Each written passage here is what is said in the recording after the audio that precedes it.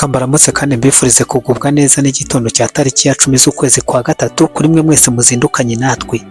Uwari komanda w'inyeshyamba za M23 mu mujyi wa Goma yitwa Colonel Jimmy, uyu nguyu wazalendo na FARDC bamaze kumunogonora, yamaze kumanika ibiyiko. Ibyo nkuru ndaje tubirebere hamwe.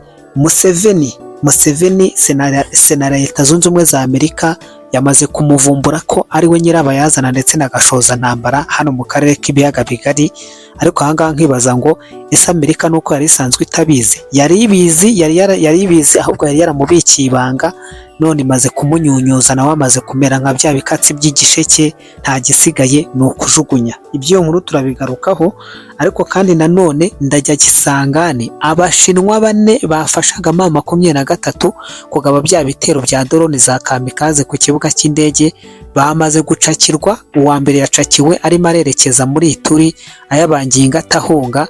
FARDC yamubwiye ati twakubonye, hagarara aho ugeze. Ndaza no kugaruka kuri iyi dosiye ndeba irimo iravugwamo umuhungu wa Perezida w'u Rwanda Paul Kagame. Niba ari ngo dosiye ya Epiceni, mujye mumbabarira no mazina y'abazungu arijyananira kuyasoma neza. Ni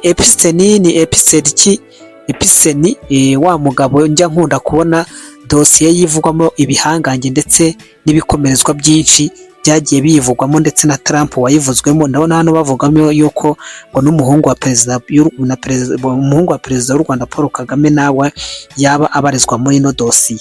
Facibeto ati dufite impamvu yo kwirengera, turimo turarwana twirwanaho, ntabwo ari twe twashoje intambara, twebwe turimo turirengera kuko twashojweho intambara. Niyo mpamvu M23 ari yirebwa n'ikintu cyitwa ceasefire cyangwa cessez-le-feu.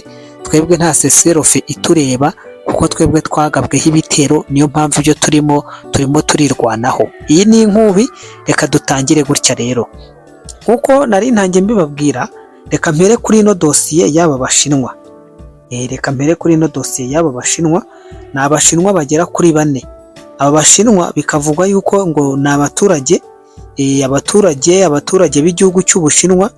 Yego, abaturage 4 b'igihugu cy'Ubushinwa bafatiwe mu bugambanyi bwo gukoresha indege zitagira abapilote, aho bafatanyaga n'inyeshyamba za M23 mu mujyi wa Kisangani. Kuko ibihamya byemezwa n'inyuma n'amakuru ari inyuma y'ibi ngibi, ngo drone zagerageje gutwika ikibuga cy'indege cya Kisangani zari zirimo zirakoreshwa n'Abashinwa bakoreraga abanzi bacu baho ku ruhande rwa M23. Bafataga izo ndege zabo bakatangira kuzikomandinga bari hafi kuri kilometero 20, hagati y'ibirometero 20 n'ibirometero 50 hafi y'ikibuga cy'indege, cyane cyane ku muhanda werekeza kuri Ituri niho babaga barimo barakorera izo komande. Kandi nk'uko aya makuru abivuga, aba Bashinwa bagera kuri 4 ubu bamaze gufatwa, kandi birateganyijwe ko bashyikirizwa inzego i Kinshasa uyu munsi kugira ngo hakorwe iperereza ryimbitse. Mu muhanda werekeza kuri Rubuto hari Abashinwa benshi bakorera aha kandi ngo ntibagenzurwa. Niyo mpamvu bamwe muri bo bahisemo kwemera gufatanya n'ubu bugambanyi kugira ngo bakunde bahabwe ku mafaranga. Iyi nkuru igakomeza ivuga yuko ngo Kigali yabahaye iki kiraka kugira ngo bayobye uburari, ngo bavuga yuko drone zaturukaga muri Central Africa, ngo ariko cyari ikinyoma.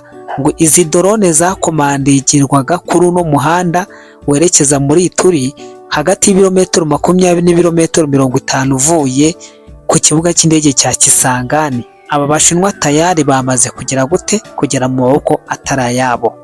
Mwibuke ukuntu Colonel Nanga yatangiye avuga yuko ngo izo drone ngo nibo bagabye ngo ibyo bitero. Noneho mwibuke n'amagambo yavuzwe na Oscar Barinda, muramwibuke hambere ahangaha arimo arikomanga mu gatuza avuga ngo bafite ngo abakomando babo ngo baturuka ngo Igoma, ngo bakagenda ngo bakagera Kisangani, ubundi ngo bakagaba ibitero by'indege, ngo bagahita ngo bigarukira ngo ntawo baciriye, ngo ntawo babonye. Byahe byoka jya karaba Bashinwa bari aho ngaho, yari arimo arayobya uburari. Burya rero nibyo njye mbabwira ngo ubu abonwa n'uhagaze. iby'abo bashinwa bane byamaze kugaragara. Ngira ngo abantu bari kuri poste nanabashyiriyeho kamwe muri utwo tuvidewo, nubwo nabonye umushinwa umwe bamuhishe mu maso kugira ngo atagaragara. Mvuye kuri iyo nkuru y'abo bashinwa, ndahita nkomeza ku mugabo witwa Yoweri Kaguta Museveni. Uganda yamaze guhinduka umwanzi w'ubugome aho kuba umufatanyabikorwa mu kwizera no kugarura umutekano mu karere. Senateri Jimmy Richi yakoze iperereza rishya ry'umuryango w'abibumbye ku ntambara zo muri Sudani y'Epfo, ryongereye gushyira hanze uruhare rw'ingabo za Uganda mu karere kandi bikomeje gutera impagarara i Washington. Senateri wa Leta Zunze Ubumwe za Amerika Jimmy Richi, umuyobozi w'inama y'abasenateri ku rugaga rwa politiki rushinzwe ububanyi n'amahanga, yavuze ko ibyavuye mu iperereza bigomba gutuma habaho gusubiramo umubano hagati ya Washington na Kampala. Uganda kayibayeho rero sasa. Uganda nayo nibayituniraho nk'uko biyituniye kuri Kigali, muraza kubona haraza guca uwambaye, ariko yenda Uganda yifite ibiryo ntago yagira ingaruka nyinshi nk'izagera ku Rwanda nta kibazo. Rero amakaro akavuga yuko senateri wa Leta Zunze Ubumwe za Amerika Jimmy Richi, umuyobozi w'inama y'abasenateri ku rugaga rwa politiki zishinzwe ububanyi n'amahanga, yavuze ko ibyavuye mu iperereza bigomba gutuma habaho gusubiramo umubano hagati ya Washington na Kampala. Uganda yahindutse umufatanyabikorwa mu kwizera mu bijyanye n'umutekano, ikaba ishobora kohereza nanone, ikaba uyu munsi nanone hatumvikana ukuntu ishobora kohereza no gufasha ubwicanyi mu bindi bihugu. Senateri Richi yanditse kuri X agaragaza ko raporo y'umuryango w'abibumbye ngo ijye ihuza Uganda n'ibitero byo mu karere. Ibi bivugwa nyuma y'ibyakozwe n'inama y'umuryango w'abibumbye ishinzwe uburenganzira bwa muntu muri Sudani y'Epfo. Yanzuye ko ibitero byo mu kirere byakozwe n'ingabo za Sudani y'Epfo na Uganda byagize ku bice by'abaturage mu gihe cy'imirwano yo muri 2025. Abashakashatsi bakavuga ko ibisasu byaguye mu bice bicumbitsemo abaturage batuye mu muryango wa Nili bashyigikiye ubuyobozi bw'abatavuga rumwe n'ubutegetsi bwa Riek Machar.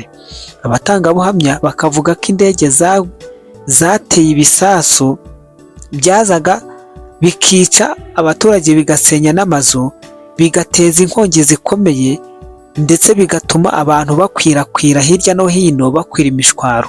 Abaturage bakongotse mu bitero byinshi bagiye bahapfira batagira ingano. Igitero kimwe cyanditswe cyabaye muri Werurwe 2025 muri Wunariyete, hafi y'ibirometero 15 uvuye ku murwa mukuru Ijuba. Abacitse ku icumu babwiye abashakashatsi ko amazu yafashwe n'inkongi nyuma y'uko ibisasu byo mu kirere babiteye. Bamwe mu batangabuhamya bavuga ko abaturage bashinja uwo muriro ko harimo mu bahitanywe n'uwo muriro harimo n'umwana muto wagaragaye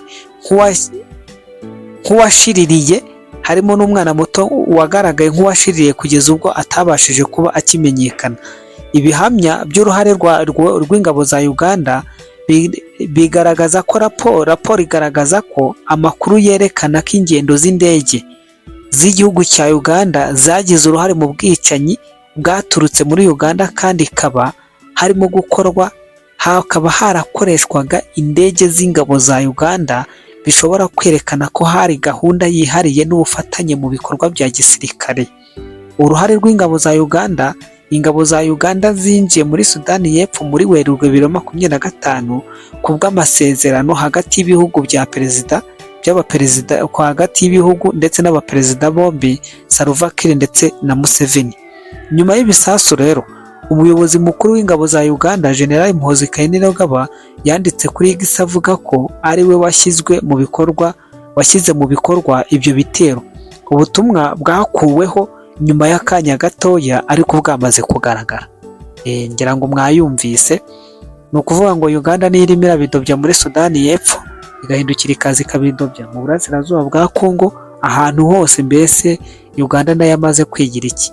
Ubwo rero bamaze kwikoraho iperereza, bakaba bamaze kumenya yuko ariyo nyirabayazana, ndetse ikaba nayo iri muri ba kizigenza. usibye ko ntavuga yuko abanyamerika n'ubundi basanzwe babiyobewe, barabizi neza yuko n'ubundi Uganda isanzwe ifite uruhare muri izi ntambara zo mu karere, ariko ubwo batangiye kuyishima, mwitegure ikigiye kuba. Nibyo nababwiraga mu kanya rero, ingabo za Repubulika ya Demokarasi ya Kongo zivuga yuko zakoreye operasiyo zikomeye ndetse n'ibitero bitagira guhusha ingabo z'u Rwanda ku rwego rwo hejuru ahazwi nka Mushaki. Raporo ikagaragaza yuko abanyarwanda benshi baguye muri icyo gico ndetse n'abarwanyi benshi bari bama 23 mu baguye muri icyo gitero cy'indege muri Mushaki. Harimo abofisiye 3 b'u Rwanda barimo na Colonel Jimmy wayoboraga ingabo za RDF mu mujyi wa Goma. Uwo nguwo nawe ari mu bahitanywe. Ngira ngo muramwibuka yuko hano Mushaki niho naho hapfiriye una mugabo witwa Gaceri. Ni Gaceri? Ni Gaceri. Ni General Gaceri niho yaguye Mushaki, witwaga Kufi we yaguye Kibati.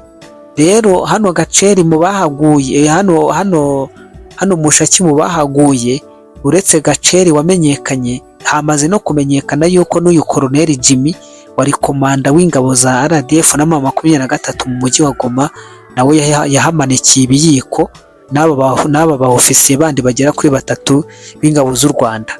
Mvuye kuri iyo nkuru, reka mpite nikomereza nerekeza kuri iyi nkuru yindi. Ni inkuru irimo iragaruka kuri Faci Beto wamaze gutangaza amagambo akomeye. Ni nyuma y'uko Faci Beto yavuze ko igisubizo cy'igisirikare cya Repubulika ya Demokarasi ya Kongo kidagomba gufatwa nk'ubushotoranyi ku mahoro. Nk'ababizi neza rero, yavuze yuko ngo Kongo ifite uburenganzira bwo kwirwanaho kuko ayo ariyo yagabweho ibitero, yo nta bitero yigeze igaba. Kubw'iyo mpamvu isizi faya cyangwa se serofe ngo we ntabwo birareba bagabye ibitero, kuko Kongo ibyo ikora byose ibirimo irarwana yirengera. Murabyumva namwe, nta kindi kintu nyine ubwo cyo kurenzaho aho ngaho. Reka ngaruke kuri ya dosiye rero ya Epiceni, niba ari Epiceni. Ariko mbere yuko ngera kuri iyi dosiye, ni ukuvuga ngo kimwe mu bintu birimo biragarukaho nanone ni uko mu mirongo yose y'imbere mu ntambara, haba muri Kivu y'Amajyepfo na Kivu y'Amajyaruguru, harimo gutontoma gukomeye kw'ingabo za Repubulika ya Demokarasi ya Kongo, zigaragaza neza ko zirimo ziragera ku ntego yazo nta guhusha, cyane cyane ku mujyi wa Goma ndetse na Bukavu. Inyeshyamba za 23 zikaba zifite igihunga gikomeye n'ubwoba, kuko nta cyizere bafite byo kugumana bino bice, nyuma y'uko FARDC ndetse na Wazalendo bagaragaje umuhati no kudasubira inyuma cyangwa kudatezuka. Mu masaha ari imbere mushobora kuza kubona impinduka ziyungikanya kandi ari nyinshi ku buryo butunguranye. Gusubiza mu mwanya ubutegetsi bwa leta no kurundura ubusugire bw'igihugu cya Repubulika ya Demokarasi ya Kongo niyo ntego nyamukuru ya FARDC. Ntabwo ibintu numva ko ibi bintu hari umuntu utabyumva neza, ariko murumva yuko ibintu biraryoshye. Ni ukuvuga ngo abagize umuryango wa Perezida w'u Rwanda ngo Paul Kagame bavugwa mu nyandiko z'ibihano zasabwe n'abasenateri 4 b'Abanyamerika b'ishyaka ry'Abademokarati, harimo n'umwe mu bahungu ba perezida, aho uyu muryango washinjwe kugira uruhare mu by'urubanza rwa Epiceni. Mu gihe ibihano byazafata bikemezwa, aba bavugwamo bagomba kwinjira muri Leta Zunze Ubumwe za Amerika, kandi ibintu byabo byose biherereye ku butaka bwa Amerika bigahita bifatirwa. Ngira ngo murabyumva yuko ibintu ntabwo bishobora kuza kumworohera n'umuhungu wa perezida. Ntabwo mbizi niba Kagame anagira umuhungu uba muri Amerika, ariko murabyumva yuko ibintu biba bitoroshye. Reka mbashimire, tuze gusubira mu kanya nk'ibisanzwe.